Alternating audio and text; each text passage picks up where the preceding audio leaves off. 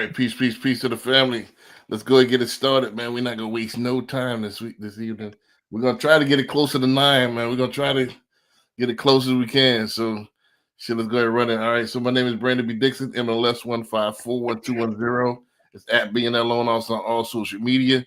Go to the YouTube, like, subscribe. Don't forget to actually like and comment. Hit the like button, man. That brings us to the front of the algorithm. And also, don't forget, ask any questions that you want. We'll read them live and we'll answer them live here. www.applywithb.com if you want to book me for a consultation or get a mortgage. 832-775-8357. If you want to call me 24/7. If you want to lease, go to brandonbdixon.com. Also, I'm a licensed realtor. Last but not least, COCinvestmentclub.com if you want to go ahead and mitigate your risk and get into real estate investment.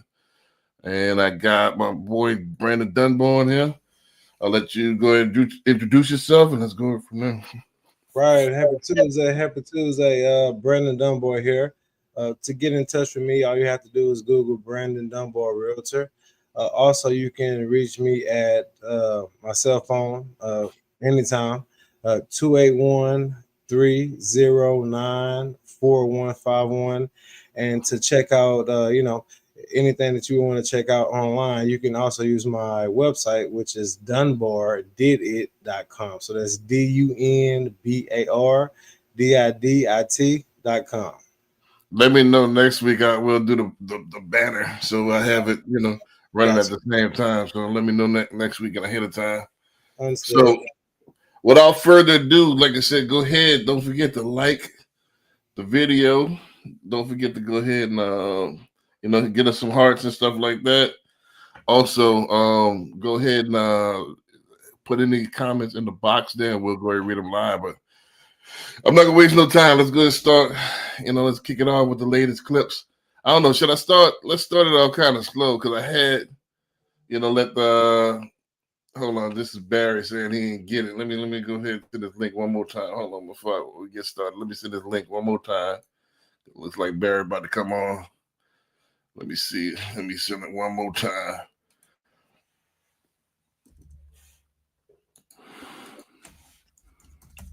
And boom, we struggle streaming, man. I hate this dead air. Hold on. So, all right. So let's go ahead and get it started. I'm gonna start off with some of the ones that we missed the week that we're all. So that way, I don't want to go straight into the new stuff just right out the bat in case they come in. So let's go ahead and kick off.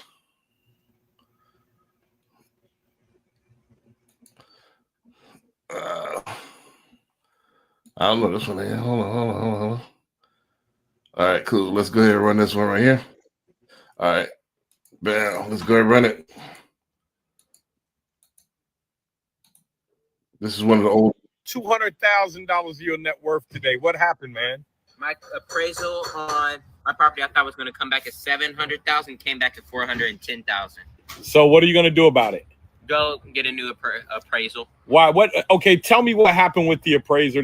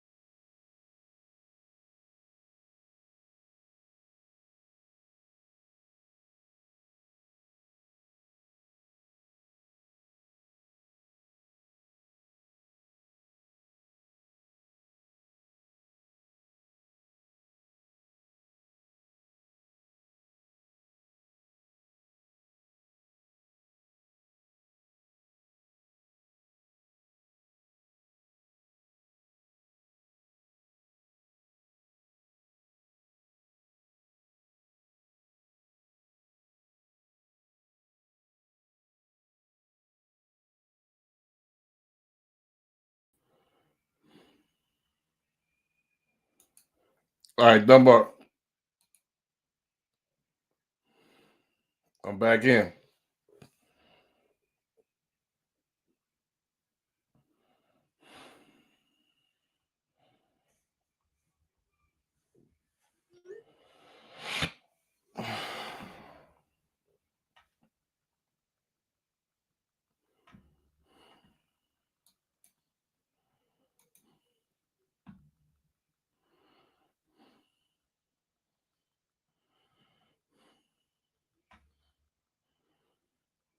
One, two, one, two, one, two, one, two.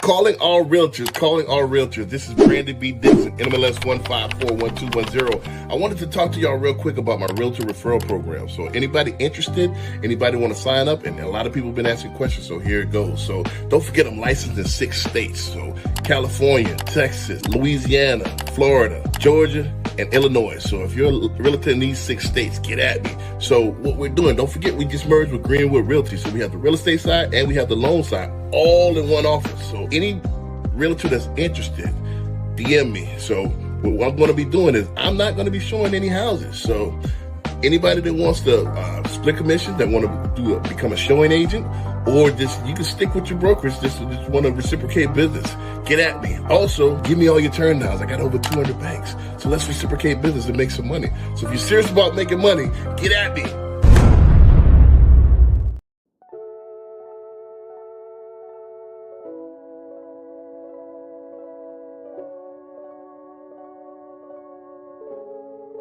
Back in.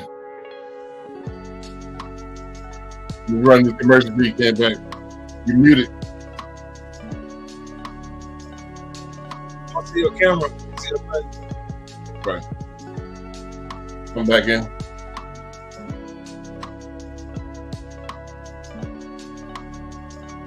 After this commercial shit, we back on shit. You know, I had commercials ready and everything, man. You know, boom. I don't know what happened, man. That was weird until I had to restart the whole thing. Yeah. So like my it disconnected from the Wi-Fi. Like the Wi-Fi was still working because I was on my phone on the Wi-Fi, but you got a MacBook? Yeah, I got a Mac. They do some strange things sometimes. Yeah, so I don't know what happened. Like I said, that was like the second time that ever happened, like on air. Happened before, but last time it happened, we were down there finished, so we had just wrapped it up. So this is the first time at the beginning it's ever happened like that. You know what I'm saying? So, all right, but welcome back to the show, man. Some technical difficulties, man. So let's go ahead and rerun it. Let's try it again from the top, man. Let's do it. You know, so let me rerun this clip, and we'll go from there. I think Barry B should have the link, and we should be going straight here in a second.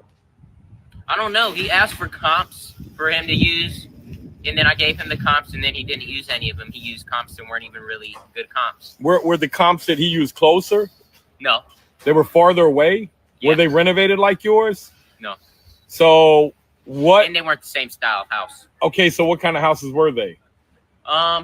Like these houses we're looking at right here. They look almost exactly like this. Okay, so but are you upset about it? No. Why? Because I know he's wrong, and I know I can get a $600,000 appraisal on it. Okay, and then so what's the process here? What do you got to do now? Just order a new appraisal. You could. Now, if it was off by a little, you could go and argue with them and say, well, this, and that should be changed, and therefore my property should be worth this much. But, man, if they're that far off, it's not even worth the time. Not even just spend, even though I'm going to have to spend extra money to get a new appraisal, it's not even worth waiting a few extra weeks for them to come back because I'm not going to get what I need probably from there. Yeah, and then so today you closed on another property, right? Uh-huh. Tell us the numbers behind on the house behind you. So I bought it for $140,000. I have another $40,000 in renovations, $180,000 all in. And low end, if I have it as a 3-bed, it'll be worth $300,000. And if I can get it as a 4-bed, which I'm pretty sure I can, if I can get an egress window up there on the 3rd floor bedroom, then it will be worth $425,000. Okay, and maybe 425,000. Now, tell us about an egress window. Egress window has to be, that means that if there was a fire in there, it's big enough for the firefighters to get in. So it needs to be at least 24 inches wide. And I believe it was 24 inches tall and at least 20 inches wide. And then it also has to have in the opening more than 5.7 square feet of area for them to climb. So right now you got about 5 square feet. So what are you going to do? I'm going to just replace that window with a window that instead of opens like this, a window that opens out to the side like this and hinges. So it'll double the square footage I have right there. So replacing 2 of them windows, 54 sheets of drywall upstairs because it's finished, but it's not finished with drywall. Yep. Paint, flooring. So it's going to cost you $10,000 up there, and that potentially could add an extra $100,000. Yeah. All right, let's go crush it, man. Look forward to seeing. So now you're not close to being a millionaire with this new appraisal because that's the number you got. Now you're knocked down to being worth about what, 850,000? Yeah, something like that. Maybe 800,000. Are you mad about it? No. That's all right, man. It's just that's how the game works, man. If you guys want to learn how to do this, comment bird below, baby. Houses all over the place, bro. Well, I'll go give you first crack at it while I look up this next one here. Yeah. You know? Yeah. So I don't know what state they're in, but they're in Texas. Oh, they're in Texas. Okay. Yeah, well, you can't unless he's a realtor. Or that's your boy. You can't. Is he a realtor? Yeah, he's a realtor. Okay, all right. So he can get accurate comp. So that's not what I'm gonna say. So this actually happened to me one time on the deal. J. Lou actually before on the house before we started working with you and got it over the finish line. So sometimes you pull comps on the wrong style of house. So that's a multifamily. I'm not sure what comps he pulled, but if you run single family homes with the same dimensions, the same, square footage, same, bedrooms, quote unquote, it's going to give you a different comp than a multifamily. So I don't know if he, ran multifamily comps. He didn't really get into that. But if he did run multifamily comps, he probably would have been, or if the appraiser in this case ran multifamily comps, it probably would have been a little bit closer to what he thought it would be worth, as opposed to what they gave him. But I mean, all in all, that's not a bad deal on the second house. He didn't really get into the details on the first house, but the second house, that's $40,000 in renovations, and you're going to be able to potentially, get a almost right 150K right for it. So that's not a bad deal at all. So I can tell he knows what he's doing. But like I said, I've ran into that too, where it's actually a multifamily that you should be comping, but you're comping a single family. So, but he didn't really get into that on the one that the appraisal dropped. I don't know this light here. Maybe they have I don't know. It's like the ordering another appraisal. I don't know if you have experience with that, but that never really panned out. Yeah, like I said, my comment on it was this: I'm multitasking. I'm struggle streaming all the way around today, but my experience with ordering another appraisal, most of the time they gonna consolidate what the earlier appraiser said. Right. And a lot of times I've never seen them come up on that because they're always going to second guess themselves. Right. So and they always want to see the first appraisal, or they're going to want to kind of be in line with the first appraisal. So I've never seen them like try to be totally different. As far as now, I've disputed a few. They come up a little bit, but that's the thing about having the comps up front first. Having good comps up front. and then undershooting it, because what happens is when you're off totally, it blows all your numbers up. Right. I've had that happen before. Hold on a second. This is crazy as far as this light was just working. Now it just went out. My bad. I guess but while you're doing that, another thing I'll say is if he's actually, doing the comps right, then you shouldn't be that far off. Another thing is if he is using a different type of loan, maybe I'm not sure what loan he's using, but maybe he can, if it's some renovations, maybe they can, take the renovations into consideration and then, appraise it in that fashion. But he didn't give a lot of details on. But they usually have after repair value on there. That's where he knows how much it's going to be worth once they repair it. That's why he knew the 300,000 and 420. So usually they do it subject to. So when an appraiser comes out, for those that don't know, appraiser will give you a value subject to repairs. And what they'll do is they'll comp it out on, what's the latest sales. So they'll assume, all right, I understand that this wall need to be taken out. Boom, boom, boom. They'll either go off of rendering or they'll go off of what's comparable, and then they'll give you a value based on, what's just sold, and it'll be subject to repairs. So once those repairs are done, then it'll be valued at the 425. Right. And then some lenders, there are lenders that'll sell you. Will lend you up to 70% of that, or sometimes 80, 85% of that. Just depends. Yeah. So that's Barry, what's going on? Hey, what's up? Not much. You ain't missed too much, man. We struggled streaming for like 15 minutes here with the internet that went out, my light that went out. I don't know what's going on today, man. So as you can see, I'm a little bit darker than usual. My bottom light went out. I don't know what's going on. It's on and off. My light, but I'm looking like you in the dark right now. My light tripping right now. You know what I'm saying? So, hold on, let me see if I can fix my camera light. My camera light dim and everything.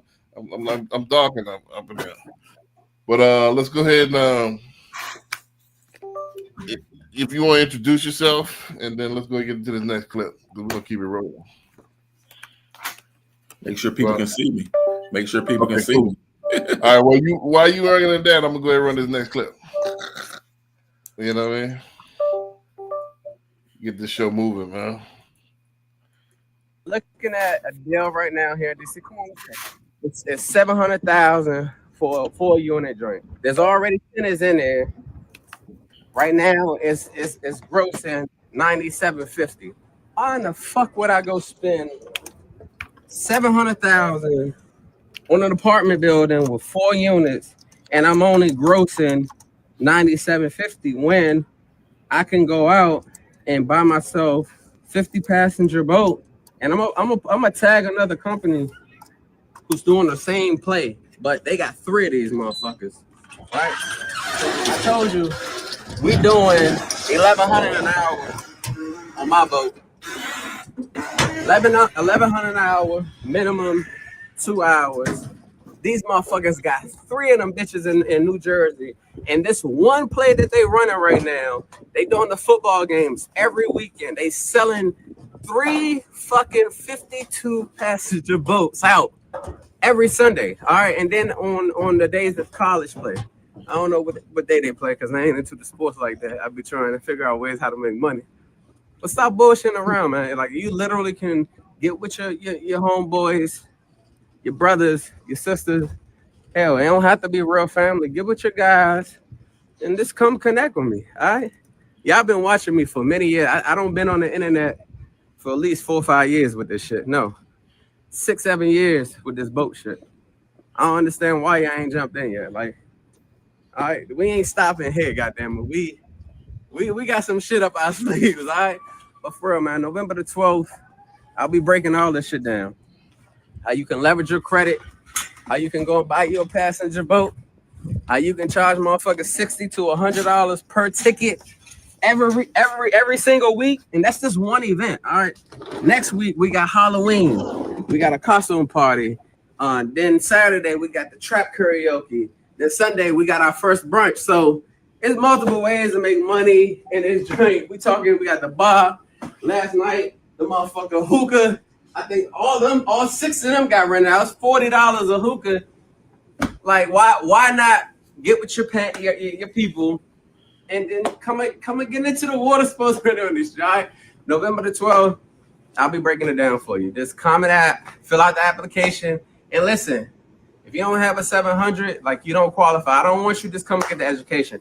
I want you to actually be able to come in, get the information, and execute. All right, so you need at least a 700 so we can go to the bank and get the funds that we need. All right, so if you have a 700 and if you're going to be intentional about going all in with the water sports rental industry, the comment app, fill out the application.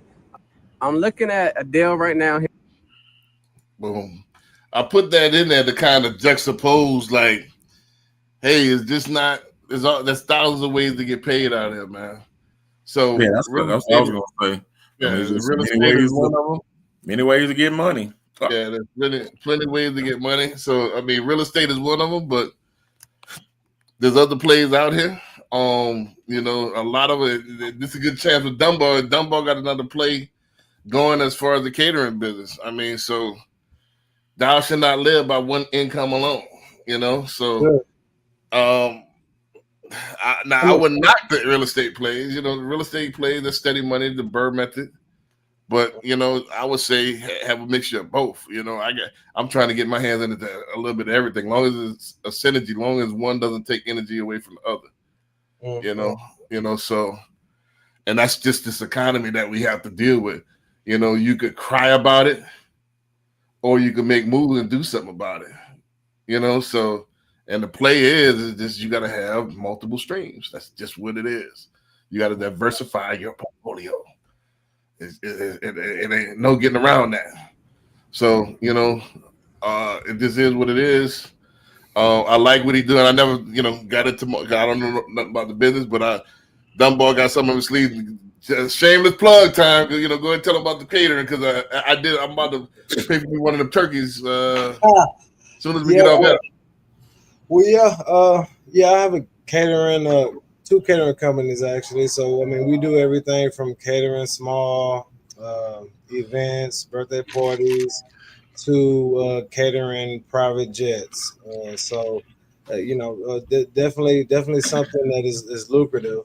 And something that you have to. It's one thing to do something and love it, and it's one thing to do something and know how to make money from it from a business standpoint and have everything your I's dotted and your T's crossed. So it's one of those things where, fortunately for me, I was already into business before I got into the catering. So I knew what we needed to do from start to finish to make sure that we were, not going to be sued and the product is always going to be good. So just fortunate enough for me. But as opposed to what he is mentioned, I want to know what the expenses are because he's not driving the boat. So you got to have somebody that's driving the boat. You got to have somebody that's catering. I want to know what the net is as far as income on that $11,000. He make like $1,100 an hour. $1,100. So out of that $1,100 an hour, you paying somebody to drive the boat. You paying a couple different vendors, but if you're doing it, multiple times a week, right? If you're doing it multiple times a week, that's still profit. But I just want to know what he's paying to have that business stay afloat. No pun intended. Yeah, they never tell you everything, but I mean, if you're making that money, I can probably break that down. You got fuel, you got captain, you got maintenance, right? You got docking fees, It's not cheap. Yeah, right. And if you're selling alcohol, you got to have a license to sell alcohol, right? Right. So, I mean, but he's saying that's just one event, So you got multiple events, like you said, a brunch Sunday morning, you got Sunday evening football, you got multiple passengers coming in. Right. So you can run that thing. It definitely could be lucrative, but I would just want to know what the operating cost would be. I'm gonna say this, and I hand it over to Barry and Corey if you want to comment. I tell you one thing that's an easy sell is food and drink. People gonna eat and drink, So you want to get your money up. One of the oldest businesses is a lemonade stand. You know what I mean? So people gonna want to eat and drink. You know what I mean? So that you can lose with that, but that'll be a good starter business to get your capital up and get into real estate. Mm-hmm. I know a couple of people that started their catering businesses. Some of them that running out their house and they doing real good. Right. Mm-hmm. But there are a lot of things that you have to take. It ain't just cooking the food and serving it. Nah. Correct. It's a little bit more to it. I mean, For sure. You got to have, with the health department and all that. Right. Right. Licenses to handle food, licenses to serve food. Yep. It's not a one trick pony. Mm-hmm. But yeah, it's a lot of them out there. That's a good way to make money though. Gotcha. Let's go ahead and run this next one. I still got some. I got some from this week, and I got some left over. Go ahead and tell you guys why we chose to sell our home. Start off by saying this is a judgment-free zone, and if you got something negative to say, go ahead and find somebody else's video to comment under. The reason why we decided to sell our home is simply because our mortgage went up too high. It has gone up over $1,000, and it's projected to go ahead and go up again because my taxes went up. So something that a lot of people don't realize, in Texas, we don't have state income tax, but we have property taxes. So since we don't have state taxes, the property taxes literally pays for everything that is done. So I'm going to be transparent. I'm going to go ahead and tell you guys how much our property taxes are on the newest statement that we just received. $10,990.19. Yeah. And our homeowners insurance have doubled. The reason why the homeowners insurance have went up in my area is because of so many natural disasters. There's also a lot of insurance companies that are actually pulling out of the Houston area because we have so many natural disasters. Instead of drowning and pretending, we decided to go ahead and just sell. And we got to realize cutting back isn't failure, it's wisdom. In this decision, we are protecting our peace, protecting our family, and protecting our finances, okay? Today of it all, we are trusting God. We are working on the path that God has laid out for us. And I'm going to tell y'all something about God. God has never taken anything away from me and didn't give me better in return. What I feel about this whole thing is that it's a transition. It's not the end of my story. And when you put God in situations, trust me, everything works out just fine. So yeah, that's why we're selling our home, because it has become unaffordable. Today is the day I'm gonna go ahead and tell you guys why we chose to sell our. Man, I'll let y'all go ahead and get first crack at that. I don't know if y'all want to go like clockwise. How y'all want to roll it? I'm the last one in, so let BD go. You know what I'm saying? All right, yeah. So I actually ran into this with one of my clients. He was shopping in the Houston area. He was from Arizona, I think, and they don't have property taxes. They have income taxes. And he was like, it's just too high here. And so we ended up doing, because it really didn't matter where in Texas he was going to live, we ended up finding him somewhere in San Antonio. Well, I guess I ended up finding him somewhere in San Antonio where the property taxes were about half of where he was looking at in Houston. So that is a real thing, and you can't really run from it, unless you want to rent and pay 100% interest for something. So that is true. A lot of folks and the HOA doubling, that's something that you really can't control either. So I mean, she's within her means. I just hope that hopefully she has some equity, so when she did sell, she get a little bit to help her buy a new house that where the property taxes are a little bit lower, because they go, it's localized, so it's not just one tax rate for every house you're gonna see. So I hope that she was able to build some equity up in the time that she was living in there. And so she'll have a little bit of lump sum to buy a house at a lower tax rate with no HOA. Barry, I mean, yeah, it's getting. more expensive out there. I mean, I feel her. My my homeowners insurance has doubled since I've been in my house. And I mean, it just every year it's going. I mean, it done went up like a couple $100 in in the last year and a half, about a year. So I feel her. Hey, you got to make a decisions, man. Sometimes you got to bite that bullet. You know, sell it, regroup, get your stuff together, then go back and hit it. Mhm. A lot of times we let ego get in our way. You know what I'm saying? We don't want to face our family and make and let our family know that, hey, look, man, we had to get rid of this big house. We had to downgrade a little bit just to be able to keep our finances where it needs to be. So a lot of times, you know what I'm saying, we'll go down with the ship, just trying to not face the inevitable of facing our family and just letting them know like this house just financially doesn't make any more sense. That's the first thing. So one thing is I commend them for actually humbling themselves and actually making a smart financial decision and getting out early, not waiting to the last minute, not waiting until you have these 30, 60, 90-day lates and then trying to bail out early as soon as you see the signs coming. The second thing is that, you know what I'm saying, it's unfortunate. I don't know this, but through experience, you know what I'm saying, in most of these situations when your monthly payment jumps up by $1,000, it's on a new construction home. A lot of these builders, and I have no idea about this latest situation. I don't even know if it was a new house. But if I had to bet the house, I would bet the house that this was actually a new construction home. And the reason I say that is because, you know what I'm saying, D.R. Horton right now is going through a class action lawsuit because they were putting people inside these homes and they were only approving them on unimproved property taxes.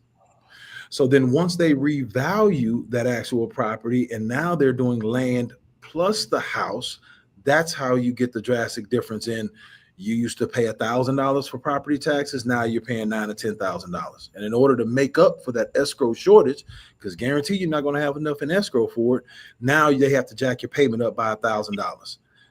Now you couple the property taxes with higher insurance, which she was 100% on target. A lot of people are pulling out. And when there's less competition, everybody else knows, you know what I'm saying, they can actually rake you over the coals.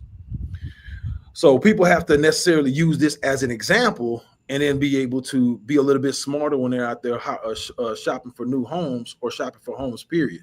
Because not everybody is going to tell you everything and be fully transparent. And hopefully you don't end up in a situation like this lady right here. I'm gonna take it from a different angle, but I'll address her real quick. But I mean, I would say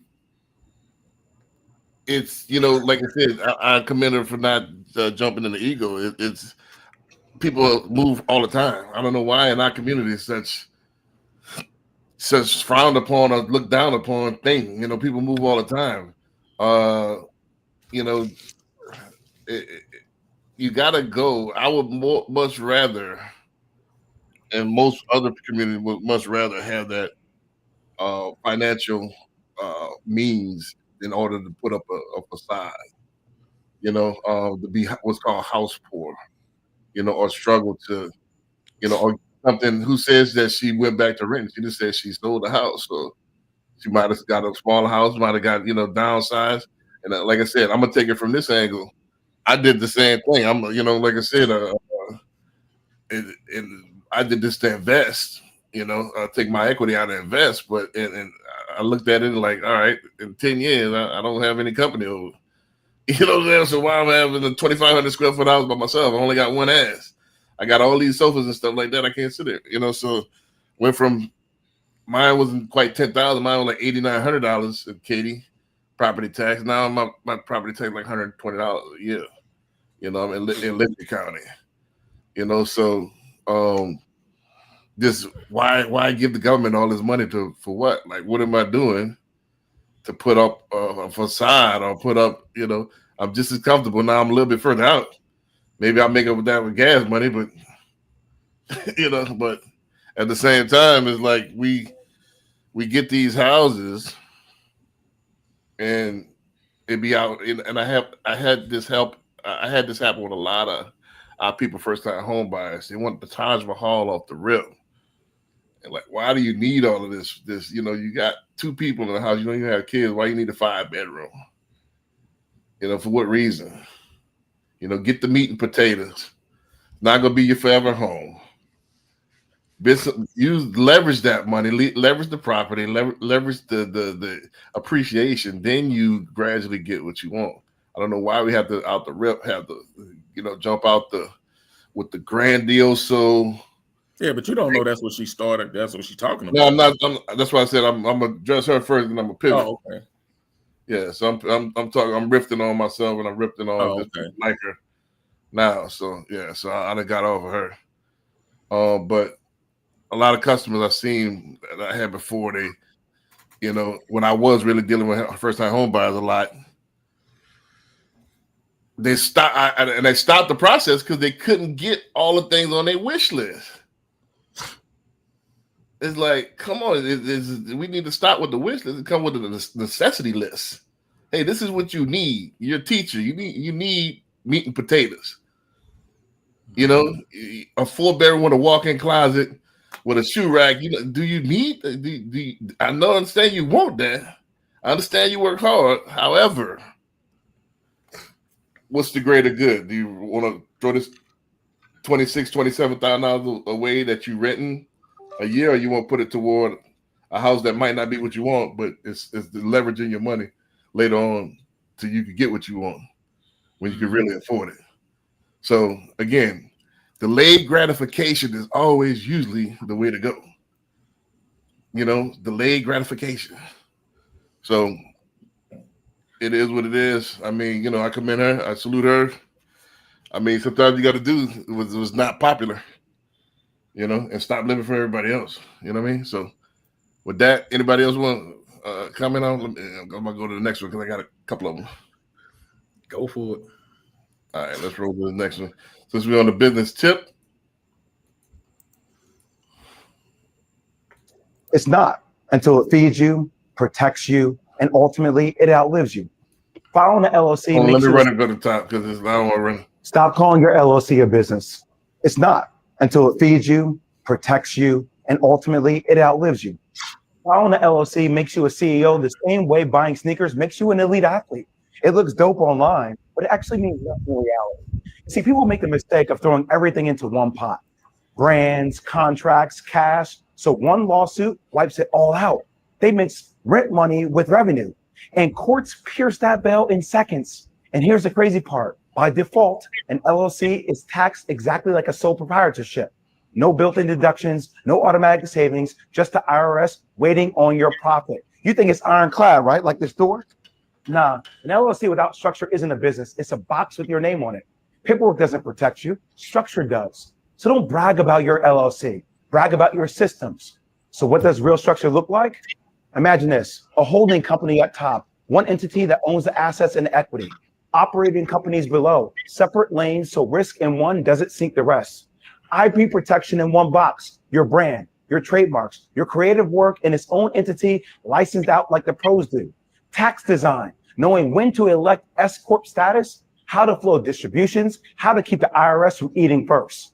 Governance, operating agreements, clean accounts, contracts, insurance, the unsexy stuff that makes it real. And ask yourself this, if your structure wouldn't pass the audit of a Fortune 500 company, why are you betting your future earnings on it? Here's your audit in one line.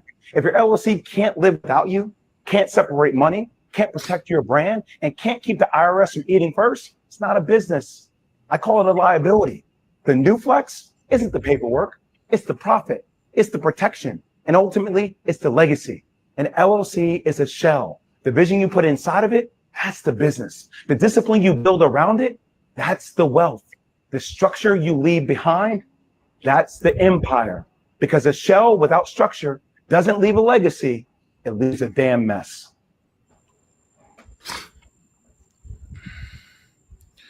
Jay Williams be spitting. Dunbar, you want to go in on that first, or you want me to? I'll reverse. I'll do the Uno reverse card. So Dixon, if you want I mean, I don't want to monopolize because we could teach a whole lesson on that. Basically, couple of things I want to take. I want to take it from these two angles. Not saying it's the only two angles, but let me take these two angles that stand out to me. A lot of people are intramural as far as being business people. They have these they have due paperwork, or they don't understand paperwork, or they don't want to invest the money to understand the paperwork. Is what I run across in our community. A lot of people don't understand IP. When I talk IP to people, a lot of people think I'm talking jibber jabber. A lot of people don't see the importance of protecting your brand and protecting your intellectual property. That's what IP stands for. A lot of us believe in this guerrilla type. Hey, let's see if it makes money. Then if it starts taking off, then I go back, double back, and try to see what I need to do. By then, somebody jack your idea, and they making real money off of it, and then they beat you to the punch, and they gonna get the IP stuff. So we do stuff a lot backward, and then wonder why we're behind. And then invest. Even the simplest things I have to fight people on. That I want was potentially want to do a business. Even the simplest thing like contracts. As far as amongst the officers in the LLC, they don't want to do. Insurance policies for the key members of the LLC, they don't want to do. A lot of stuff we just want to set up shop and see what happens, and that's why we're behind. It's not taken serious. This is a serious part of the business, like you said. If it's not set up properly, then what are we doing? I get it. You got to have things that. All right, let me make some money, and then I'll go ahead. But once you do make a play, you got to prioritize doing it right. You got to do one of these things right. What I'm saying? Don't let it become habitual. Because I've seen people. All right, you had a business that made some money. Now we try to do something else, and you coming in with that same street mentality. And I'll yield it from there.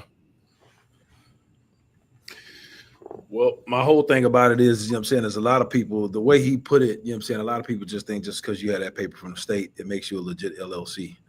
But I've seen it, I'm saying, and me and B both, I'm saying, taking a look at people's financials and people paying all kinds of personal bills from the business account. So then, I'm saying, if something happens, somebody can easily pierce that veil just because, I'm saying, you commingling funds and you're not actually treating the business as a business. You're just kind of treating it as a talking point, essentially, just to say I got LLC papers, this is the name of my company. But if it came down to it and you end up getting in trouble, that company will not stand the test of times, and then you're going to be held personally anyway, just because of the way that you run it, the way that it's structured. So 100% what he's saying makes sense, and I still think people need to seek out business lawyers and get advice on how to get everything structured.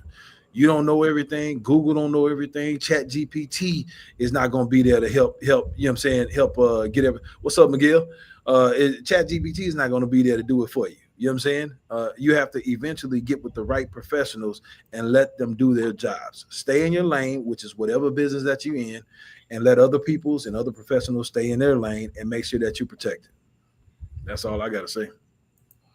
That's exactly what I was going to say. Spend that money and get you an attorney, somebody to know what they're doing. And you ain't got to, they going to let you know ABC is what you do, DEF don't do that. Mm-hmm. Yep. Like you say, let them do what they do and you do what you do best. I think that's when people get in trouble, when they trying to do other things. Like you just talking about catering. Hey, you got a catering business? Great. Get somebody in there to do the business part, the money part. Mm-hmm. Go on and pay that money. It'll save you in the long run. Yeah, I mean, y'all hit all the points that I would hit. So the thing about running the business, from a financial standpoint, there are positive tax implications, but you got to keep good notes and you got to keep good books. You can't just you can't just deduct things out of thin air. You got to actually have something that you can stand on and I mean I'm talking from a tax standpoint, that you can actually stand on, and if somebody were to audit you, you'd be able to furnish. I mean that's the only thing I can add to it. There are some positive tax implications to having a business, but as far as staying in your lane, that's definitely correct. With my business, we have a HR person, we have a compliance person. You know, I'm not a cook. I can't cook anything. I burned some noodles yesterday. I'm the CPO. You know, everybody has, you know, to run a good business, you definitely have to have experts that know their lane and good at it for sure. Right. So, I mean, just to add the last one before we switch a last comment. I mean, it's really, like I said, the paperwork is everything about monetization. And a lot of people, a lot of other cultures understand this. I get it. Like I said, you got to have that one or two that, you know, make some money. But once you get the money, don't just spend it. Go ahead and invest back into your actually getting the foundation set up correctly, and it could save you a lot more money in the long run. You know, so it is what it is. My man Miguel said 14 people watching. Miguel, won't you hit the like button and spread it to some of your people so we can get the 114 people, man? So go ahead. I appreciate you turning in. Ask us any question. If you got any questions about real estate business, go ahead, hit the comment box, and we'll read it live in the air. And you know, any questions, man, you know, let us know, and we'll read it live right here on the air. So let's go ahead to this next clip, and we're gonna go ahead and react to this. Asian Americans were redlined from opening businesses in white neighborhoods because white people didn't want Asian Americans operating in their neighborhoods and didn't want Asian Americans profiting off of white people. But because the positionality of Asian Americans is weaponized to oppress Black people, Asian Americans were being given loans to open businesses in Black communities, even though Black people were not able to receive loans to open businesses in their own communities. And as I've said before, as a result of this, Black wealth is essentially paid out twice when it goes to Asian American businesses. Once when the individual pays for the goods or services, and then again when the Asian American business owner removes the profit from the community. Because usually people open businesses in their own communities, and this is mutually beneficial, where the business owner is making a livelihood off of providing goods and services to their community. And by being a member of the community, this is really important. Asian Americans were redlined from opening businesses. Now, don't forget, y'all that watch it, go ahead and hit the comment box and ask any questions. I'm gonna go ahead and react to this first. So yeah, I don't know if y'all don't know what redlining is that what they did was they restricted certain demographic groups from either getting money or property in certain areas. And what they did was, they did this to Asian Americans, they did this to Black Americans as well. That's why you see so many different foreign entities in the Black community, because they got the money, they got the funding to do so. You know, that's why you see the chicken wing and fried rice joints. That's why you see the gas stations. That's why you see the corner stores, so on and so forth. So what they're saying, what the woman was saying on the video as well, is that is leaving, it's doubly draining, because now you didn't get that business that anchors that community. Also, the money that's supposed to circulate in the community is taken out the community and gone to their community. So, but the problem is we don't have a problem with none of this. You know, not a lot of those redlining laws have been lifted. We still not capitalized. Why hadn't some of those businesses been bought out? Why didn't we acquire some of these businesses that's in the hood? Why are we just letting them make it? Why we didn't put them up? All these rappers and stuff like that, all these different D-boy street cats buy these businesses from these people, make them an offer, get them out of the community, and anchor your community.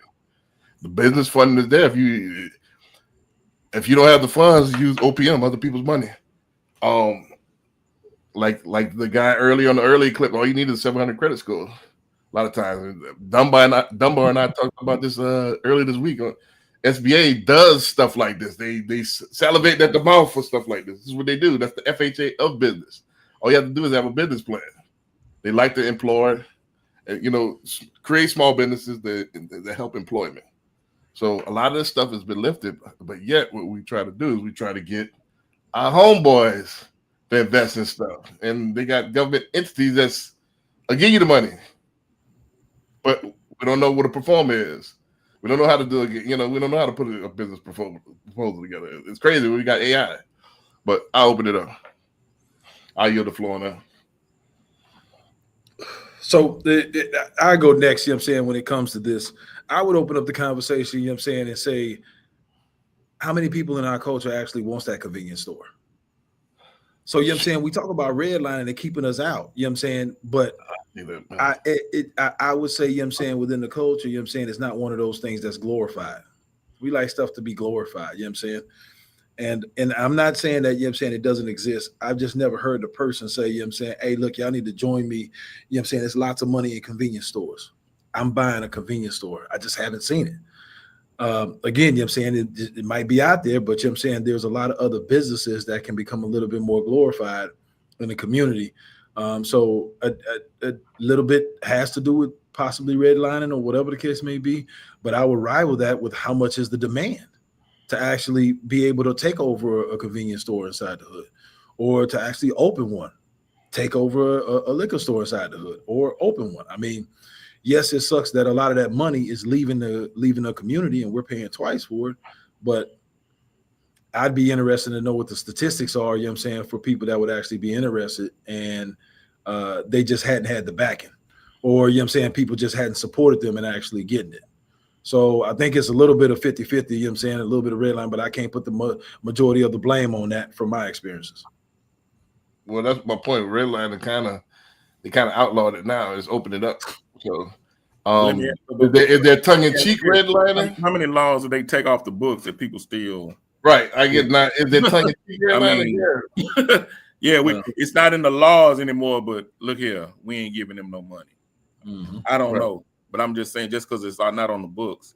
Right. But also, if these other people are coming into our neighborhoods and they making money, why they gonna sell?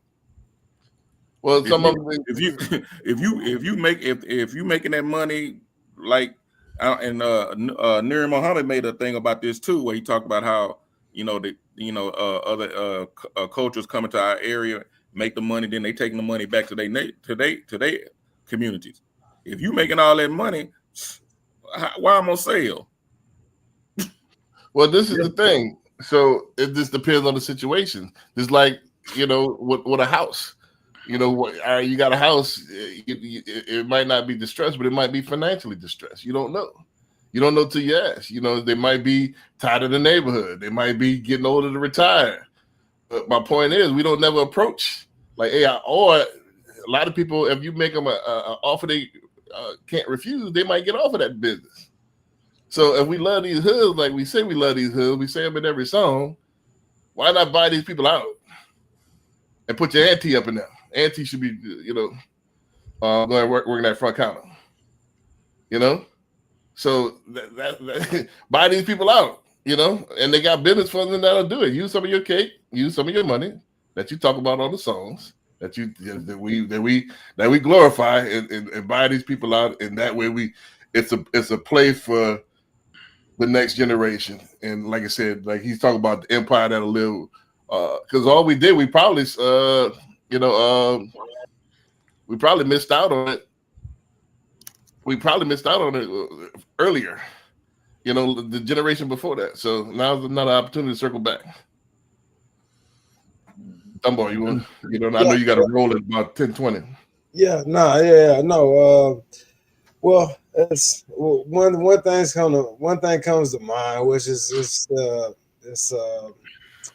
it's a movie. I think it's called "Don't Be a Menace to Society" while drinking juice in the hood. Wayne's in it. And I mean, I was young when that came out. I think we just used to those people in our neighborhoods with those stores. So it doesn't mean that we can't open our own convenience stores, but we just feel like maybe that's their lane.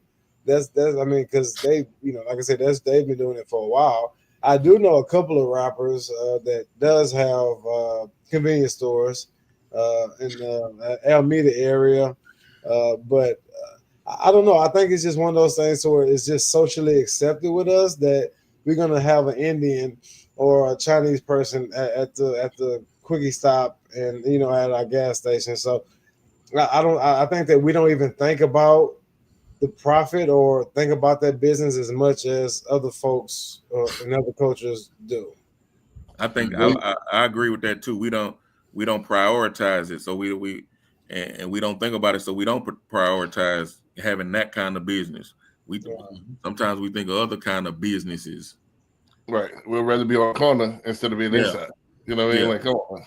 yeah. You're You on know, the corner of the convenience store instead of right, owning the convenience store. right. It's Or we not. look at it. Oh, look, how can we run something through that? Like, man, what if you run a convenience store and a gas station? That's all the money. You know, you could have a lot of money just right there. You Yeah, know, you know, just off the top of that. it's, But this it's whole thing you'll see is to really get you to think. You know, this is a thinking podcast. Think of other things, and if you hadn't thought about it before, you know, there's all kind of ways to get paid. Like you'll see the theme of this particular show today. Let's go ahead and run this next one. Don't forget, man, y'all that's watching, hit the like button. We only got one like. Please hit the like button, please, and then go ahead and comment. Hit the comment box, and we'll read it live on air. So, if y'all got any comments on anything we've been saying, go ahead, hit us up. It's not the young brother living in poverty in the projects. No, these be the youngsters that live in the suburbs whose families have six-figure incomes. Mama make 300,000, daddy make $500,000 a year, but he is so devoid of an identity. Right. They trying to portray something that he ain't never been, don't have no concept of. Well, see, he living not in 5,000 square foot house in Pearland. Right. But when he goes around his peers and they ask him, where you from? He don't want to claim Pearland. So what does he do? He said, I'm from Fifth Ward. Because that's where his granny lived. Right. That's where his mom and his daddy grew up. Because he building his identity. And because his mama and his daddy still together, and his life don't look like NBA young boys, he is ashamed of the fact. Yeah. I'm telling you what I know. He's ashamed of the fact that he lives in a 2-parent house. Right. He's ashamed of the fact that his family got 3-4 cars. Right. Why? Because they'll always be able to accuse him of not getting it out the mud. Right. Oh, you had this handed to you. Right. You know, so these are some of the really peculiar dynamics that I'm finding in these cases that I'm dealing with.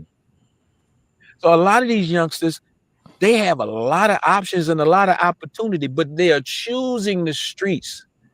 Half the time, it's not. I'll talk about that one first. I don't know what. I don't know if he's a lawyer. He said cases, so I'm assuming he's a lawyer.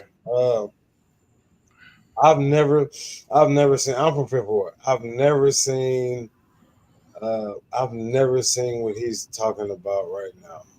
I've never seen somebody that is well off, and I mean, we won't say affluent, but that's well off, and you know, coming from a 2-parent household that is you know functional.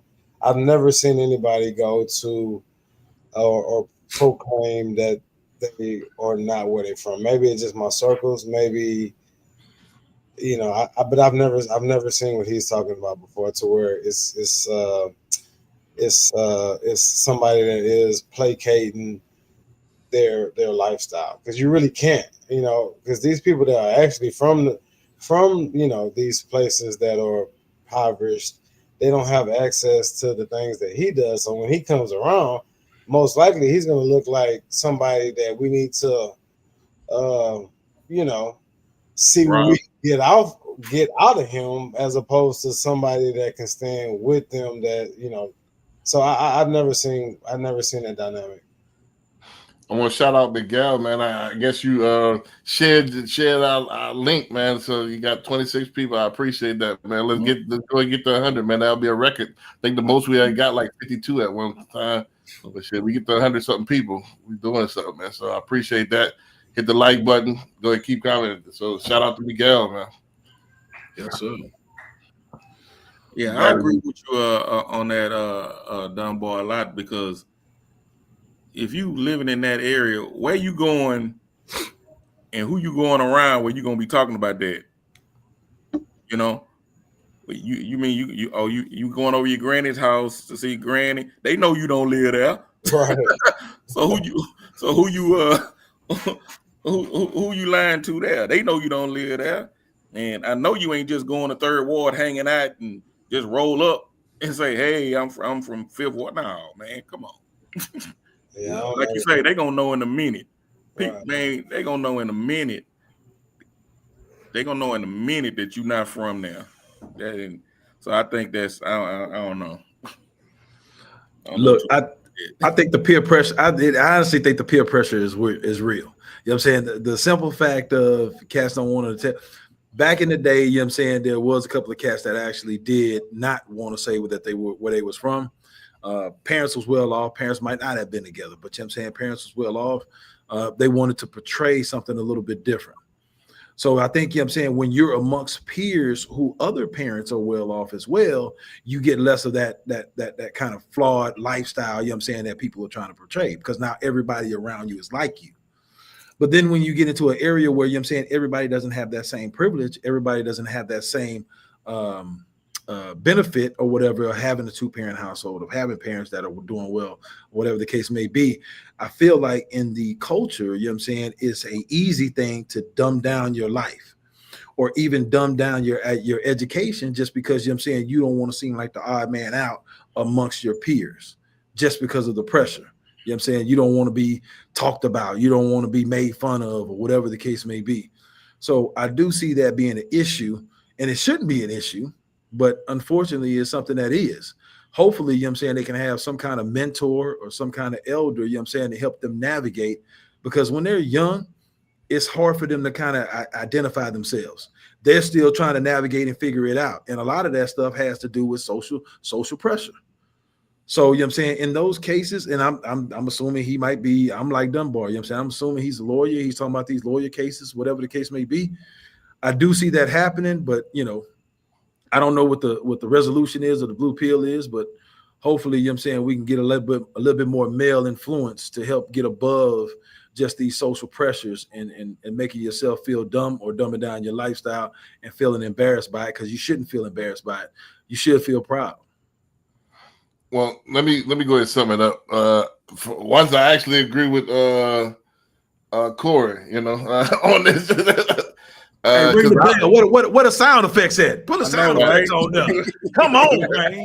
Come on. What a fireworks. So I agree with Corey on this one, because I was one of those kids. You know, like I said, I was actually raised by my grandparents, but I would claim where my mama was from, because my mama stayed in Villa d'Anne, which was a rougher part of the neighborhood. So I was like, yeah, man, from, I mean, not Villa d'Anne, but Acres, it was Acre Road Apartments. So I would claim that, you know, Chateau Ames, my bad, Chateau Ames, I'm tripping. You know, so Chateau Ames, I would claim that, you know, and knowing that I would be on there maybe like once every other week, I'll be out there. But it is peer pressure, because in our culture, the more rougher, the more outlaw, the more gangster you are, the more cool you were. So it wasn't cool. I think it's now becoming a little bit more cool, but it wasn't cool to be a nerd at one point. It wasn't cool to be smart. It wasn't cool to be well off and have, you know, have things. And, you know, everybody used to kind of, believe it or not, people used to rib me and because I had different pair of shoes like every other day. That was, you know, back in the early 80s, that was a thing. Like, man, you got shoes every day, man. You rich. Like, nah, my grandmother worked, you know, she buy me things, you know. So You know, and that was just, you know, now looking back, now reflecting, that was a way to cope. Don't forget that even hate is love. It just expresses it in a different way. It's called envy, you know, and they don't know how to express themselves, you know. So that's all I was getting at that point. But you know, your brain's not developed to understand that at that particular point, you know. So yes, it is a thing. People, even what is it, Michael Irvin's son, right? He's multi-millionaire. He wants to be a gangster, a trap rapper, right? He's a drill rapper, right? You know, so As soon people, as they find out that's Michael Irvin's son, that's right.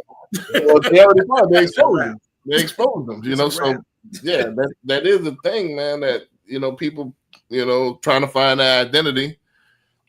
Societal pressures make you change who you really are, you know. And I think we could get away with it better, you know, pre-social media days. Now people gonna expose you a little bit more. You're gonna get exposed quick, but there's still people to this day, you know, artists like, you know, Easy the Block Cat, but not really from Philly.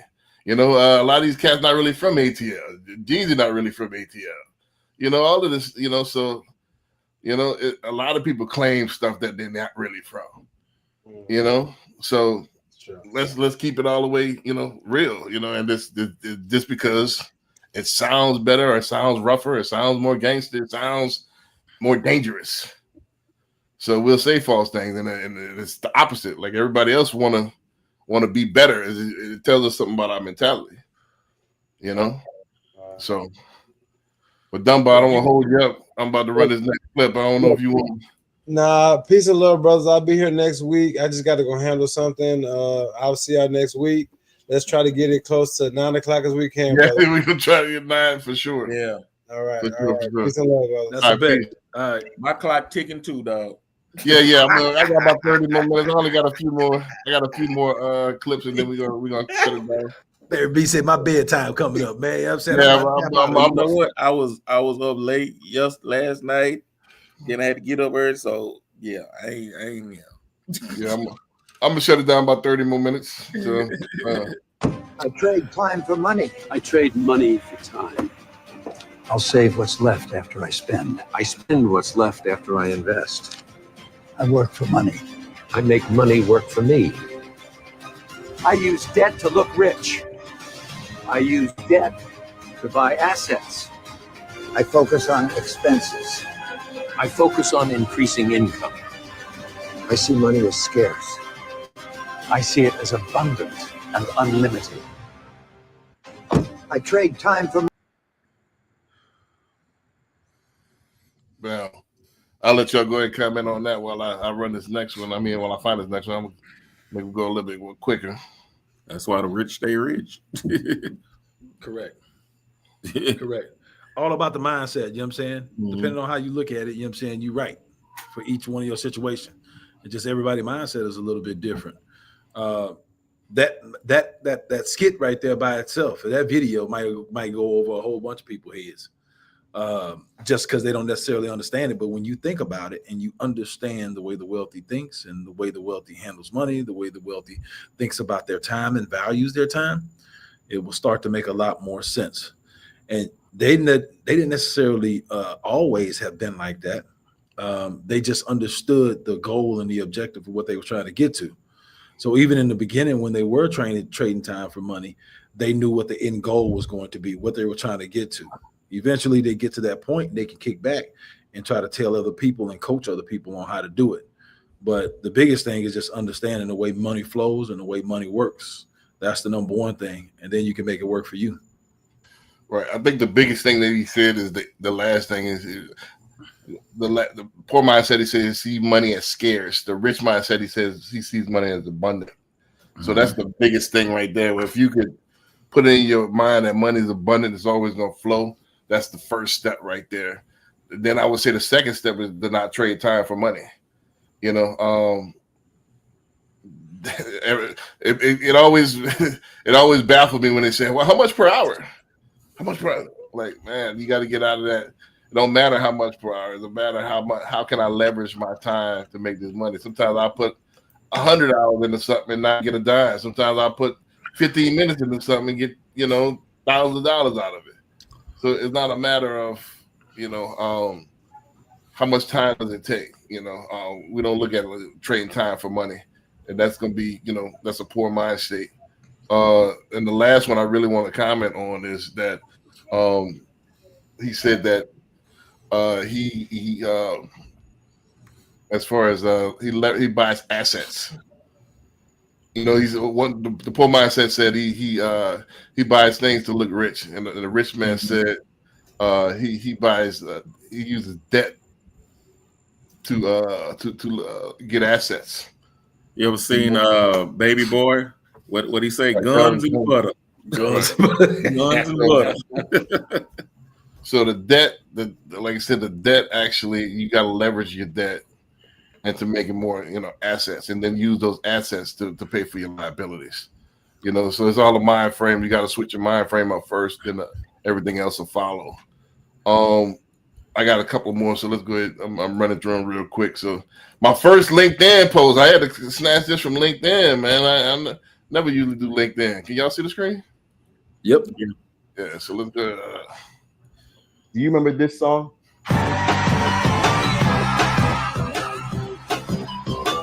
Well, yo, the story behind this song is terrifying, but I'll let him tell it.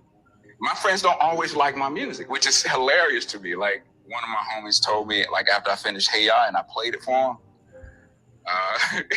he said, man, if you put that out, man, your career is over. And in my mind, I'm like, damn, but I like this shit, though. Like, well, it's a good thing he didn't listen to his friend, because that song turned out to be Outkast's best charting song in their entire history. And this is another example as to why you should listen to your gut and not what other people got to say. The reason why people can't see your vision is because it's not theirs to see. You've probably had a couple of your dreams destroyed by somebody else's opinion already. Don't let people discourage you. If it's calling you, create it, and then let the world catch up later. Never heard that before, but yeah. Never heard that one, but that's a good one. Yeah. I mean, I go and run it, but yeah, man, I'm guilty of that as well, man. As far as like letting people discourage you, that's why you got to kind of just keep it, just go ahead and do it, and then, you know, see what happens from there. Yeah. You know, so, you know, and I think it's that delayed gratification as well. We express ideas because we want to get the dopamine hit. Oh, that's a good idea. We want to get the dopamine hit before doing the work. So again, you got to discipline yourself with the delayed gratification. Keep the mouth closed. Keep the tongue apart. Just execute, and then from there get your praises, and let that be the dopamine hit. You know, as opposed to, oh, I want to tell everybody and see what they feel about it, and let them praise me now before I even do the work.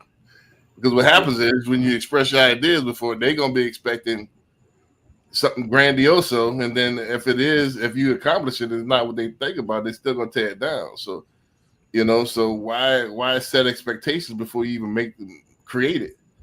You know, just go ahead and do it. Then when it's something it's coming out of nowhere, so when they do see it, it's something that's better than nothing. When nothing ever comes out exactly how you want it to when you create.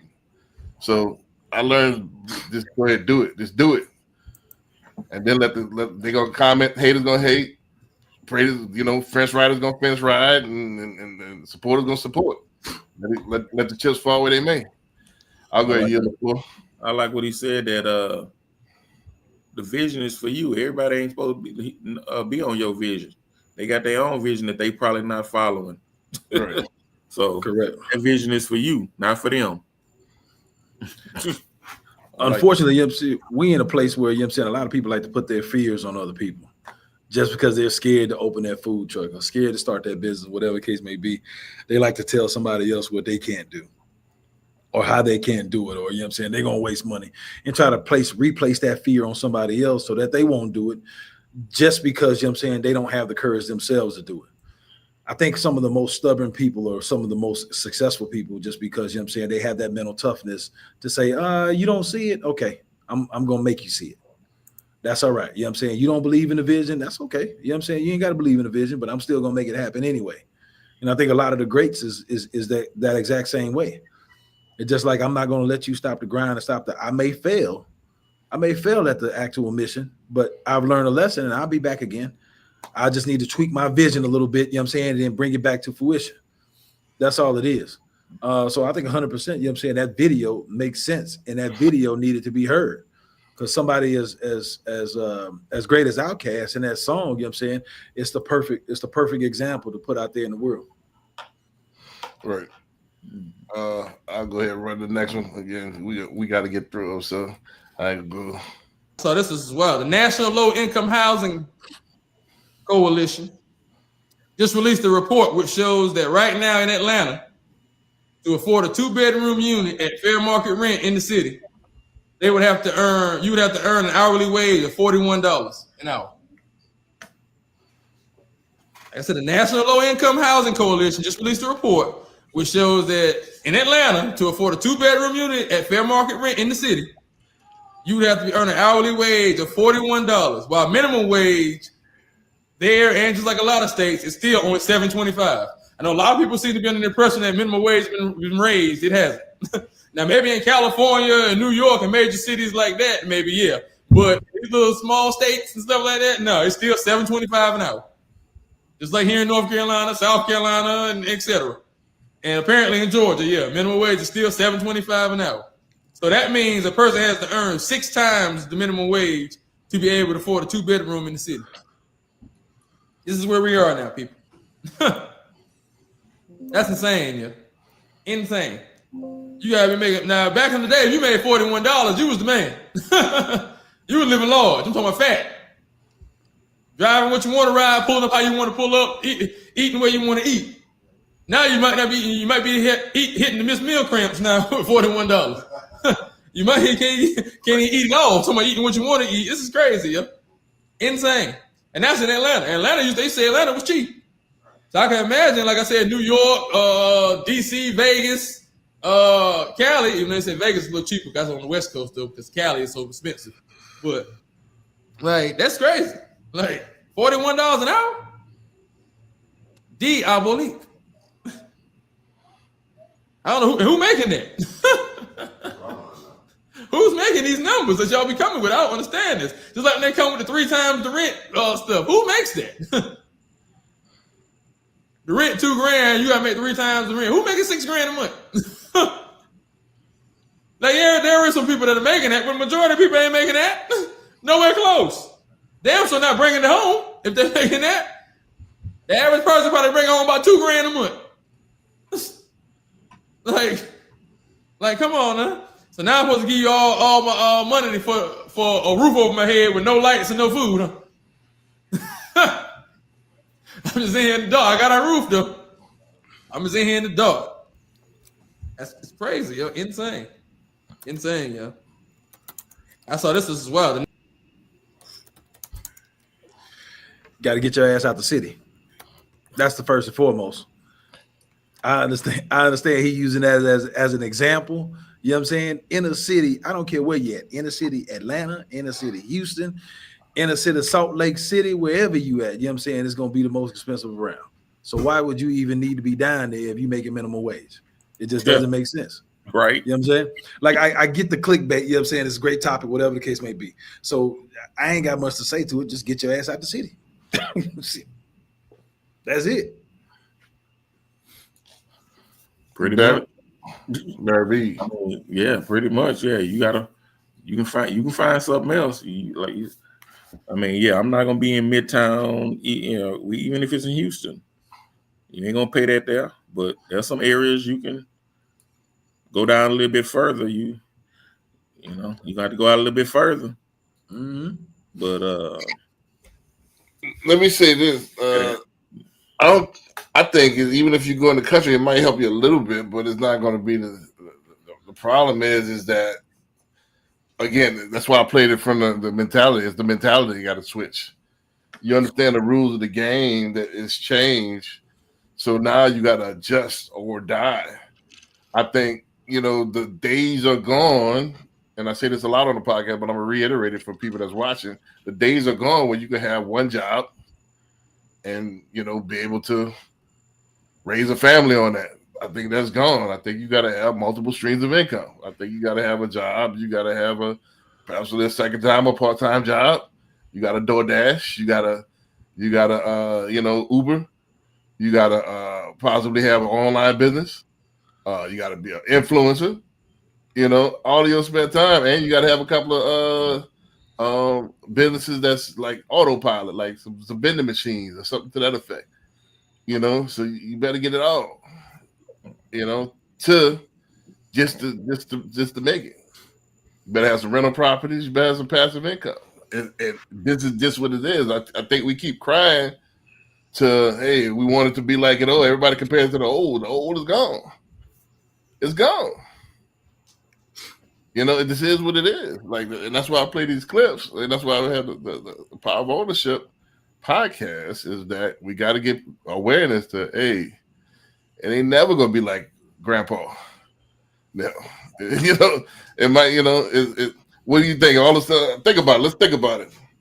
Everybody gonna have a kumbaya. Like, all right, let's go ahead and raise the minimum wages up to $41 an hour, so everybody can live.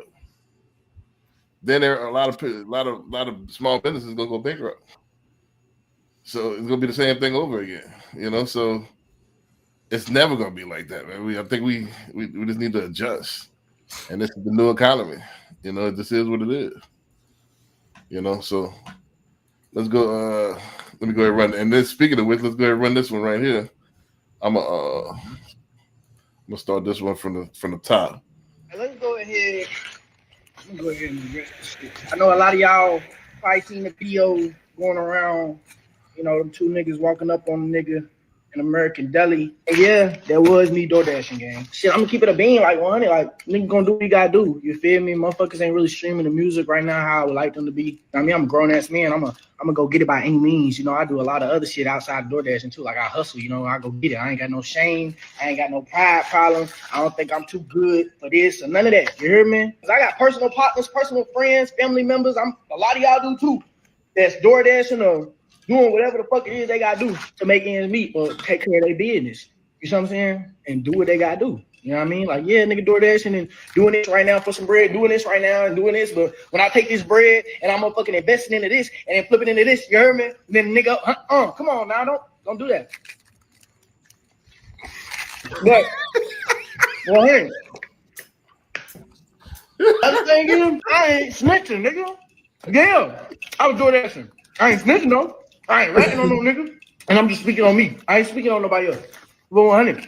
Even beyond that, it's a lot of other things niggas be doing to, you know what I mean, get some money or whatever, get to the next level that, you know, shit just ain't right. I ain't doing that shit. You know what I mean? I learned that all money ain't good, maybe. I learned this about how you make your money. You know what I mean? So at the end of the day, whether we talking about $100 or $100 million, it's about how a nigga got there. It's about how a nigga obtain that shit. That shit matters to me. It might not matter to you, but it matters to me. You know what I mean? I don't give a fuck if I gotta do 100 million DoorDash orders before I go out here and make 100 million for some people that ain't right or doing some shit that ain't right. You know what I mean? 100. So nigga, yeah, I was DoorDashing, nigga. I ain't snitching, I ain't ratting. Two lost the album out now. Novocaine out now. Put the last out now. Dropping the deluxe very soon. Tap in. That was good promotion. Yeah. Hey, a good promotion for his music or the people that made that damn sandwich, because he was tearing that thing up. He was making me hungry when he was eating that thing. God damn. Right. I mean, it's good promotion, man. Good promotion. I mean, I think this thing is like the Young Jock thing. The same thing happened to Young Jock, I think, in like 2019, where, you know, he was caught, you know, doing some Uber or Lyft or something like that, and then they try to clown him the same way. Like, man, that's crazy. It's the same thing we talked about with the people. I'm from Pearland. I mean, I'm from Acres Home, and you're really from Pearland. It's the same peer pressure. Like, why do we have to clown? If he was doing something illegal, it would be propped up. Ooh, he back in the streets. He got the things. That's cool. But he doing something legit. We got the clown on. Why? It's crazy. So we gotta ask ourselves. I mean, yeah, I mean, I think he's more real with it than everybody else. Look, hey, y'all ain't streaming right now. I got to do what I got to do. That's real. Personally, I ain't got to explain myself to nobody. Right. If I'm going out there doing what I got to do, and you don't like it or you want to clown me, oh well, I'm about to go do what I got to do. Yeah. I ain't, you know, You I know ain't this got to new explain. I ain't generation. got to explain my life to you. But you know this new generation. Yeah, they hopping on social media. Yeah, you know. So you know, every day they live, and that's a good segue to my next one as well. But they live on social media, but you know, and they got to verify. You know, they got to validate themselves. Yeah, through social media. That's just this new generation. But and my then, point is that he, shouldn't be. he acting like he Michael Jackson out there doing doing Right. dash. I ain't Nobody, even know who he was. I still don't know who he is. Me, right. I had to look him up. Well, that's the thing. That's why now you know who he is. That's good on this, but that was good promotion. And I think Young Jock did the same thing. I think he owned part of this. It was like a new lift company, so that was good promotion. So if he's on that level, I salute him. You know, but that was good promotion for his stream. I guarantee the stream will pick up now because people gonna go, "Who this is? Let me hear." Correct. Yeah. Correct. Yeah. So the one thing that you hear in all the music shows and stuff that you watch and all the documentaries and everything, people connect and they relate to authenticity. And that was about as authentic as he's gonna get. You know what I'm saying? He ain't come up with no bullshit excuse about why he was doing dashing. He just doubled down and owned his truth. And 100% of the time, you know what I'm saying, people are going to mess with him just because they like, man, he real. You know what I'm saying? Like he was doing that and he wasn't acting like, oh no, that wasn't me. Or you know what I'm saying, that was my twin brother, or you know what I'm saying, coming up with some kind of BS that everybody know is BS. And then now it would have been 10 times worse. The other thing is that, you know what I'm saying, I commend that young brother, you know what I'm saying, for not letting ego stand in the way and actually doing something legal, man, you know what I'm saying, to get the money. At the end of the day, when you got to make ends meet, you know what I'm saying, you got a lot of options out there. And some of them options going to put you in jail. DoorDashing ain't going to put you in jail. It's going to put legal bread in your pocket and keep you out of trouble. You know what I'm saying? So I commend him on that first and foremost. And then, you know what I'm saying, just from that alone, I don't know nothing about the young fella, but I'm going to look him up and see what his music be like. You know what I'm saying? So he going to get a couple streams from me just from that. Just out of curiosity. Just out of curiosity, you know what I'm saying? Because, you know, if he was on there, you know, BS and coming up with excuses, you know what I'm saying? You can tell he BS and all this other stuff. Man, I'm not looking that cat up. But you know what I'm saying? I'll actually mess with him. You know what I'm saying? And like B Dick say, you know what I'm saying? His streams is gonna be up. It's gonna be more promotion on his actual album and everything. And the last point I'd make is, man, when you double down on your realness and just kind of calling it as it is, calling balls and strikes, as they say, you know what I'm saying? Then all that noise is gonna go away. All them people was talking all that stuff, you know what I'm saying? He made that video and he doubled down. Yeah, that was me. I ain't running from it. It is what it is. All them haters, they gonna be gone. They gonna move on to the next person that they can actually fear because he's mentally strong enough to be like, man, y'all ain't phasing me. It is what it is. Y'all trying to get to the point where I'm getting at. So you know what I'm saying? All around, you know what I'm saying? There's 100 different points and 100 different angles about that video that I can appreciate and commend that young fella. And I just hope more young fellas follow his lead. Gotcha. Y'all don't forget to hit the comment box, hit the like. You know, we got 20 people watching. Shit, we can get half of y'all to hit the like button, man. We'd be sitting pretty, you know. So after y'all hit that like button, we got about 2-3 more to go, and we're gonna wrap it up for the night for this week. So boom, let's go ahead. That was a good segue that Barry came up with. Social has changed the way that people are experiencing their lives. You know, she says this: we've been posting about our lives for a long time, but now I notice something else, something more than a compulsion to capture and share moments. I see people turning into TV characters, their memories into episodes, themselves into entertainment. We have become the meaningless content swiped past and scrolled through. Experiences, relationships, even our own children are cheapened, packaged, churned out for others to consume. For some of us, growing older has become a series of episodes to release. First the proposal, then the wedding, followed by house tours, pregnancy reveals, every milestone and update on and on forever. We exist to entertain each other. Yeah. I think that's we in the episode right there. Very well put. So an article recently where she talks about how our oversharing on social has changed the way that. Wow. So I'll go ahead and let y'all get on when I get the next one. Are we turning into TV characters, man? Are we turning into Will Smith, Fresh Prince of Bel-Air? What's the one with guy from Living Color? where he was his whole life was a TV show, and he didn't know it. Well, he didn't know it, but we know it, or people know it. Right. You know, everything around you. They got a video of everything, and you see people at restaurants filming their food and all this, and we don't know what you ate. Right. It's Look, all we here get now. we getting into an attention craved world is what we getting into. Everybody phase that, you know what I'm saying? When you talk about that dopamine, everybody wants some kind of interaction. Everybody want eyes on them. Everybody want to say, oh, you look beautiful. Oh, you know what I'm saying? Yeah, y'all are amazing. We love y'all as a couple. All this other stuff, you know what I'm saying? And all that is a dopamine hit in order to do another video. Put another piece of your life on there. And then, you know what I'm saying, you start off one video, then it gets to 10 videos, then it gets to 20, you know what I'm saying? Then next thing you know, you want to document every piece of your life. And I can't necessarily say, you know what I'm saying, they're wrong for that, because a lot of these streams is leading to a lot of money. So, you know what I'm saying, if you want to be a cartoon character, you know what I'm saying, and get paid for it, by all means, go for it. You know what I'm saying? Do your thing. It's become so crazy now where a lot of these comedians are doing these skits now. And these skits are leading to a whole bunch of streams, a whole bunch of views, and they're leading to a whole bunch of money and opportunity for these guys. So I have no judgment, you know what I'm saying, for you putting yourself on display, you know what I'm saying, and put pieces of your life. There's a lot of stay-at-home moms that are making content, you know what I'm saying, and putting pieces of their lives out there, and they're getting all these brand deals for it. They're getting paid major money for it. So whatever it is that you're putting it on, you know what I'm saying, putting it on social media, and you getting this attention and you getting these eyes on you, just make sure you're monetizing it, and you're not just putting it out there just to be putting your life out there and putting your business out there and letting people comment on you and your relationship or whatever the case may be. Have an end goal in mind is what we talked about earlier. You know what I'm saying? Have a vision. Just don't be doing shit just to be doing shit.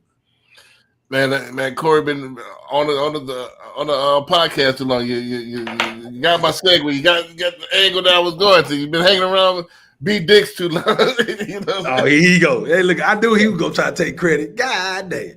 Nah, but yeah, I mean, that was the angle why I put that in there. Like, yeah, I mean, it's two ways to look at it. Yeah, it's are we becoming entertainers? Yeah, for the most part. But at least you can monetize off it. That's what I spoke about earlier. It's like you need those streams of income. If you're gonna use your talent, that might be a talent. Look at DC Youngfly. That's how he got hot off of Vine videos.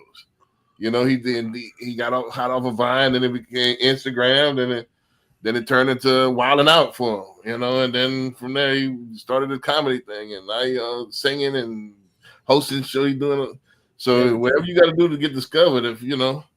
I think Just Hilarious too. Just Hilarious started off doing these skits, and now she's on the Breakfast Club, and you know, so it's the new age. You know, if you alluded to with the stay-at-home mom, just don't stay at home. You can't just stay at home no more.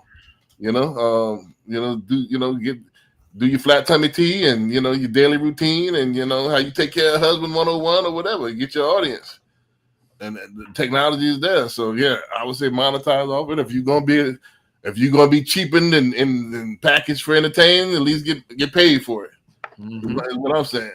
Yeah, you know, so because you're gonna need it with these $21 hamburgers and $30 hamburgers, you're gonna need. You know, you're gonna need more than especially if you're in Atlanta, you gotta be making $41 an hour. Exactly. So I got two more skits, man. One some deep stuff and one some motivational stuff for the road, and then we're gonna go ahead and roll for that from there. So let's go ahead and rock this one. This video and let me know your thoughts in the comments below. Just a thought. Have a great day. Imagine 1,000 pilots apply for 100 positions. They all take an exam and they need a score of 90 to qualify. Let's say system A has merit-only hiring and there are 150 people who score 90 or above. How do you fill those 100 spots? Easy. Take the highest scores. Start with 100s, then 99s, then 98s. And let's say that by the time you hit a score of 95, you filled all 100 spots. You have the best 100 pilots. But it just so happens 4% are Black. This doesn't make the system racist. It's just a reality that of the top 100 scorers, only 4 were Black. Under this system, it would be irrational to wonder if a black pilot was qualified. Now imagine System B. System B considers test scores, but also has a racial target on top. They want 13% of pilots to be black. But again, out of the top 100 scorers, only 4 were black. So they need 9 more pilots. So now you have to go past the top 100 pilots to find the next highest scoring black pilots. You go to pilot 101, then 120, then 130. In the best case, the remaining 9 black pilots you need are all somewhere in ranks 101 to 150. But if you don't have 13 black pilots who scored 90 or better, well, you can't change that, but you can redefine what qualified means. You can deprioritize test scores. You can add subjective factors like overcame adversity or culture fit. Now someone with an 89 who overcame adversity beats someone with a 95 who's not a culture fit. The moment you consider anything besides how they scored on the test, you get less than the best. This wasn't just hypothetical. There were signs it was actually happening. In 2021, United launched a pilot academy with a stated goal of 50% of students being women or people of color. In 2014, the FAA changed air traffic controller hiring and gave advantages to applicants who'd been unemployed or had lower GPAs. To be clear, United claimed they only changed recruiting goals, not pilot hiring directly. But can you see why someone might wonder if a black pilot is there because they were the best or because they were black? And Charlie Kirk's point wasn't that he wants black pilots to be doubted, but that they will be doubted if people know this was a part of the hiring equation. Recognizing that isn't racist, it's rational. Is this considered racist? Bullshit. Charlie Kirk's a fuck. Don't tell me, man, whatever. I don't even want to go into that, but he didn't say shit about that. He said, when I look at a black pilot, I'm wondering, was he qualified? Well, before he even get in the door, he got to be qualified. And I know pilots, and they don't just go by a test. So all the other stuff he's talking about is bullshit. But I'll leave that to y'all. Rest in peace to Charlie Kirk again. Like I said, the man did, so I don't speak about dead people. I mean, like I said, I don't think he was racist at all. I mean, I think he was objective. In that clip that, you know, they try to clip it, but you talking about you got to consider the context, you know, and the context was as far as like they broke down. That's why I put the video in there. Is that how he's hired is a big part of is it the best. But do you know how he's hired? That's the thing. When you're on that plane and you see that black pilot, is the first thing coming to your mind is how was he hired? Well, a lot of things I question, like how they got it.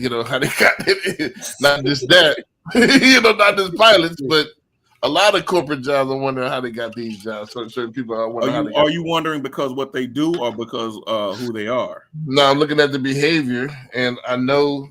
Couple that with the fact that I know that they lowered the bar on a lot of things, and I know that DEI was rampant the last 4 years, and then it became a problem because they're not hiring the qualified people. They're looking to hire you based on what you identify as, which is stupid. I need this. I need gay black dude, gay black. Well, it was stupid. Why not hire the best person out of capability? I definitely believe in a meritocracy.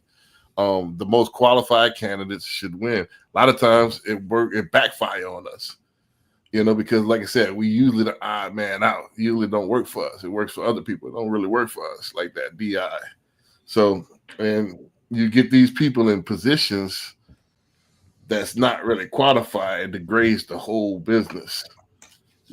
I think because what happens is people, instead of striving to become the best and taking that work and doing what's necessary to make it, they're stretched to be put in a box, and then they want to cry about that box, And I get a lot of that, you know, working around this Gen Z. They keep stating, oh, well, I'm this. Who cares? This is a business. How well can you do this? That's all I care about. I don't care what you identify as. I don't know why. How is that even coming up? I don't care. How well can you do this? Is what I care about. But that's how we've been conditioned. We've been conditioned to, all right, I want to be put in the box. So now by being put in this box, I am entitled to an opportunity. You know. My angle is a little bit different when it comes, and I hear this a little bit. You know what I'm saying? And I relate this to a lot of political, you know what I'm saying, and a lot of things, you know what I'm saying, we actually get quote unquote numbers for. At the end of the day, you know what I'm saying, the end goal is created first, and then the process is created second, or the skew of the numbers is created in order to accomplish that goal. So when I think about that, you know what I'm saying, I think about this situation here, I do think about, you know what I'm saying, a lot of the numbers that are portrayed to us or given to us, if those are true numbers or those skewed for the end goal. That's my main thing. And in this situation here, and I don't know how true this test is. I don't know how true this test is with the pilots, if they're doing that, whatever the case may be. But at the end of the day, if somebody's main objective and their end goal is to have a certain amount of black pilots, you know what I'm saying, and they skew the results in order to get those, or skew the numbers or skew the criteria in order to get those numbers, then are those truly fair numbers? Are those truly accurate numbers? Or were they just kind of skewed, or, you know what I'm saying, in order to kind of obtain the end goal for whatever the company is? So I think that happens for a lot of different things. I can't necessarily say much about this whole pilot thing because I don't know much about it. But I do say that, you know what I'm saying, anytime numbers, quote unquote, numbers are released, I do take that with a grain of salt because I don't know how true and accurate that is. Because at the end of the day, there's always somebody at the top that has a goal that they're trying to achieve. And whatever goal that is, you know what I'm saying, they can make those numbers look however they want them to look. Well, I do agree with that as far as making numbers, but I think what happened with DEI is that they ignoring the numbers and kind of putting other factors in there in order to accomplish what they set out to accomplish. And from there, it just lowers the bar. It's just like, if I bust my ass to be an A student, why should I get a C because everybody else made a C? You know? But I mean, that principle is taught early, you know what I'm saying? Let's say you have one or two people, you know what I'm saying, that ace a test. Everybody else did C or worse on a thing. And then the teacher turns around and grades on a curve. Right. Now, you know what I'm saying, that person that worked hard, you know what I'm saying, that studied and made an A on it, you know what I'm saying, now the A doesn't look so good because the teacher is graded on the curve now. Right. So now you've been punished because everybody else. I mean, it's been that way, you know what I'm saying, and you learn that early. Like you go through that, you experience that early. Well, it didn't happen too much, but it was a thing. But the problem is that now it demotivates the A student. It makes the A student want to run at a C pace. And I think in order to get true A students, you need to let everything be neutral, and let the results show, let the results speak, and let the winners and the cream rise to the top. You know, so I think that's just what it is. I think that's the problem, is that we have this last 4 years. Well, you know, previous to this year, it was all about identity. What I identify. Where's your work?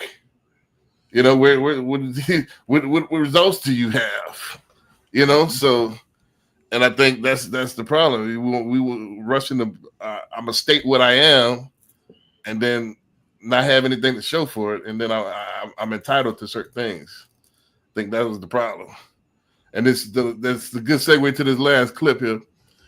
I wanted to watch this whole thing in its entirety twice. I put it on twice, and I wound up walking away twice. So this is my first time really watching the whole thing. So, but I think it relates to what we were talking about. Hopefully.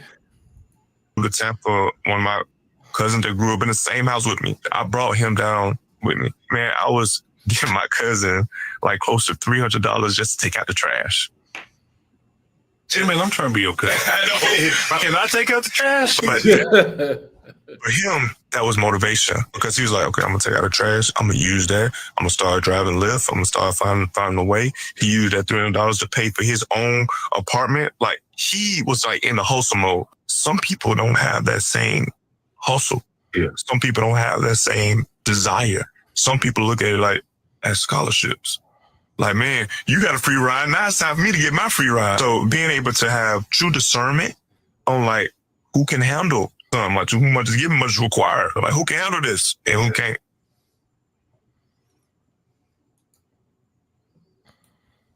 Now, I'll go ahead and let that be the last one. Yeah, I'll go ahead and open it up as well. Like I said, yeah, I mean, I'm glad it worked out. I thought he was gonna go somewhere different with that, but I thought he was gonna go more on the angle of this worked out as far as his cousin, but they got other people in his family that'll just want to keep that hand out, and I take that and propel from it. And you get more of that, you get more of the latter than the first. I'm glad it worked out for him, but every time I gave somebody something, it never did work out. It wound up becoming more dependent than a propulsion type thing, So that's why I try to make everybody work for something, at least work for it before I just give it to you. That way you appreciate it more. Oh yeah, But most people that it's like that cat, that stray cat or stray dog. You feed it once, will keep coming around. So put some milk out. Put that milk out. Now you got a cat. You might as well go ahead, name it, because he gonna hang around. So I mean that's what I got most of the time. So with that being said, I mean, I'm glad it worked out for him. I mean, that is a food for thought as far as making the discernment who you could have. I guess when I was giving, I wasn't making any discretion on it. Just, hey, we blood, or I know you. Here you go. So, and that might be true. A lot of people just can't handle that. Those gifts. Because they're not gonna do the right thing with it. Take it and not value it or cherish it or not learn anything from it. So, that is true. Hey, you can't handle this. So let me go ahead and do something else with you. But you, all right, I think you on your hustle. Let me go ahead and bless you. So I guess that is a good thing from there. But I'll go ahead and yield the floor. Yeah, I like a lot of those entertainers or athletes or whoever that get people and they either work for them or they help them with a business or something like that. Not like you say, not just giving them money. I heard Oprah Winfrey say that she gave like people that she wanted out of her life, she'll give them money because she know they ain't gonna pay it back and she ain't gonna never see them.